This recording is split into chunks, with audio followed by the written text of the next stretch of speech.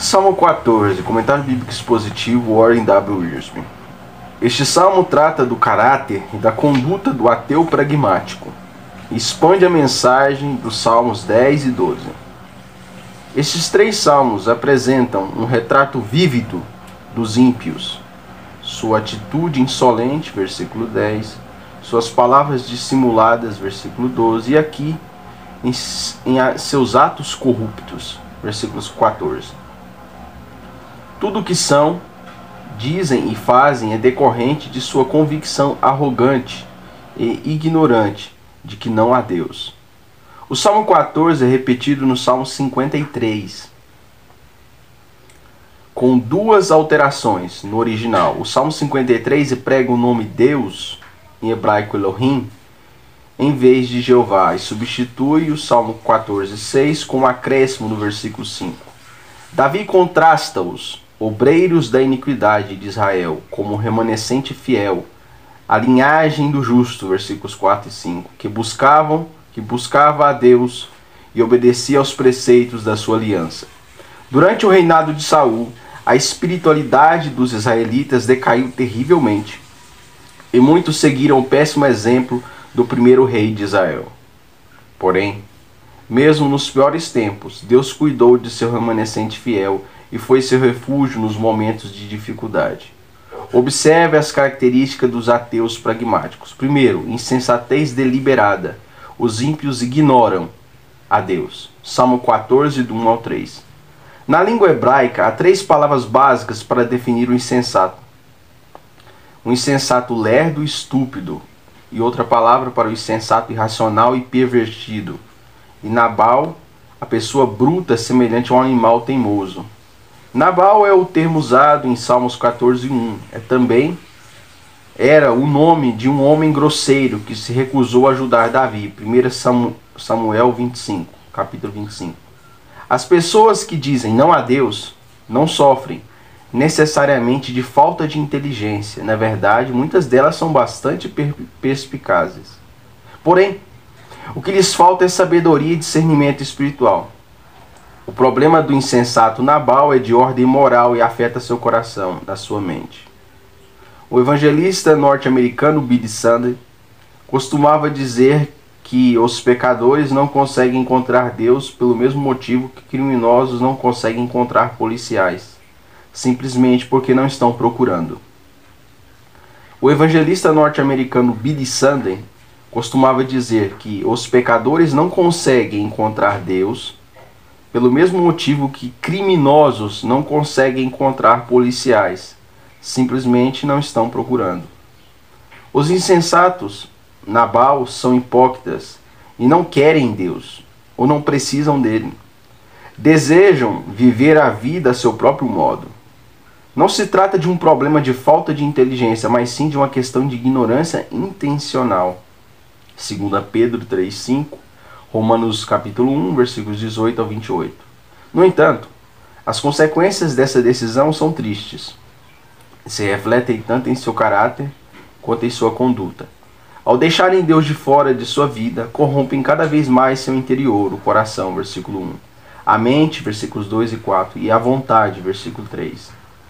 O verbo corromper refere-se a decompor, apodrecer, deteriorar. É usado para descrever o cinto que para nada prestava na ilustração de Jeremias 13:7. Quando, do céu, o Senhor examina a terra, Gênesis 6:5, 11:12, Gênesis 11:15, Gênesis 18:21. Vê pessoas corrompidas, versículos 3. Adjetivo também empregado para descrever o leite que azedou. O verbo extraviar, neste versículo, significa que essas pessoas deram as costas para Deus, Jeremias 2:21, e se recusaram a cumprir o propósito para o qual foram criadas, glorificar a Deus. Essa condenação é universal.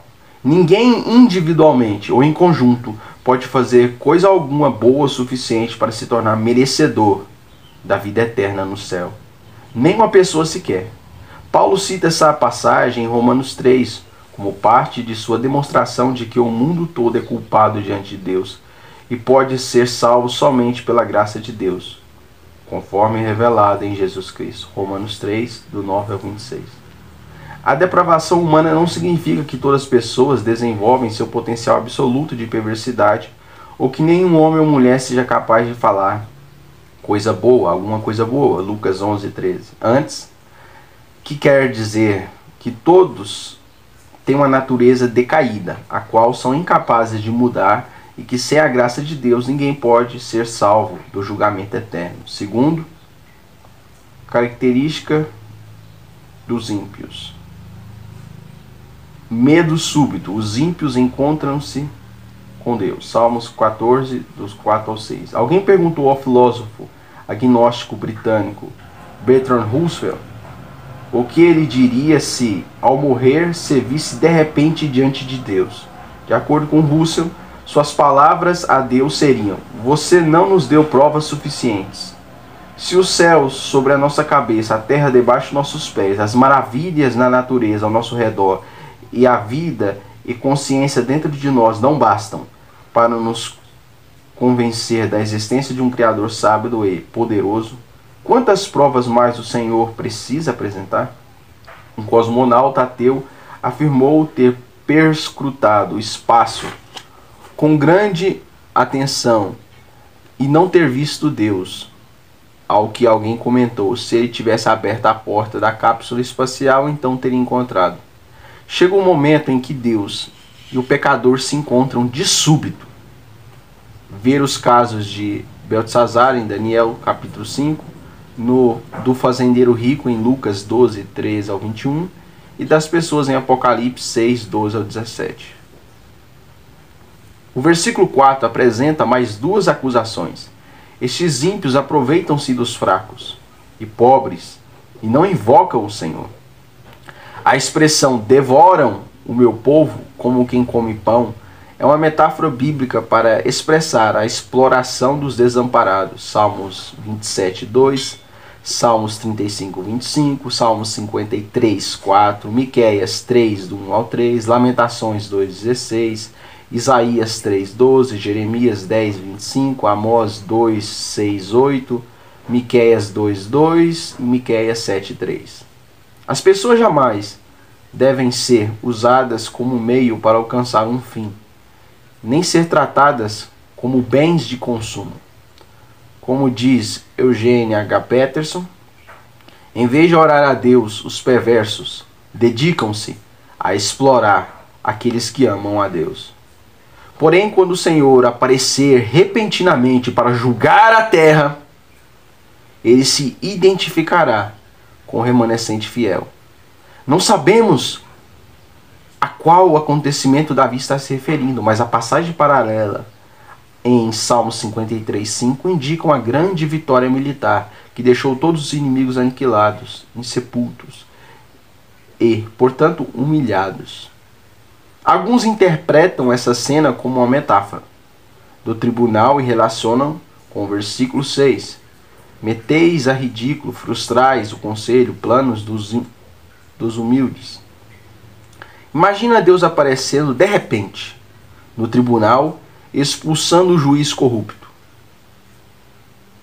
Qualquer que seja o significado, uma coisa fica clara: Deus está presente na linhagem dos justos.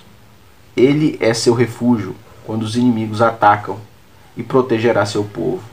Terceiro, futuro sem alegria. Os ímpios não têm Deus. Salmos 14, 7. Deus prometeu que um dia o Redentor virá de Sião. Deus prometeu que um dia o Redentor virá de Sião para livrar o seu povo com grande poder. Isaías 59, 16, 21, Jeremias 31, 33, 34. E Paulo confirma esse fato no encerramento de sua conhecida argumentação sobre a redenção futura dos judeus, em Romanos 11, 25 ao 32.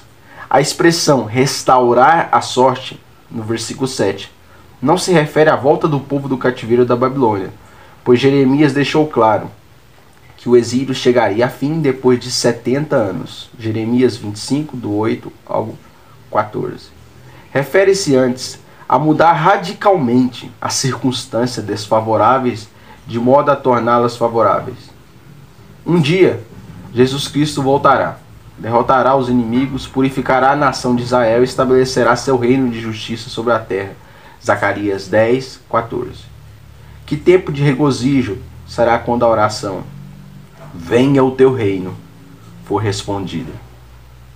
E quanto aos perversos, não tem futuro algum com o Senhor, pois escolheram não conhecer o Senhor, nem viver para Ele. Viveram de acordo com os desejos de seu próprio coração, não para agradar ao Senhor e glorificá-lo. Aqueles que rejeitam Jesus Cristo passarão a eternidade separados do Senhor e poderão dizer com toda sinceridade: não há Deus aqui.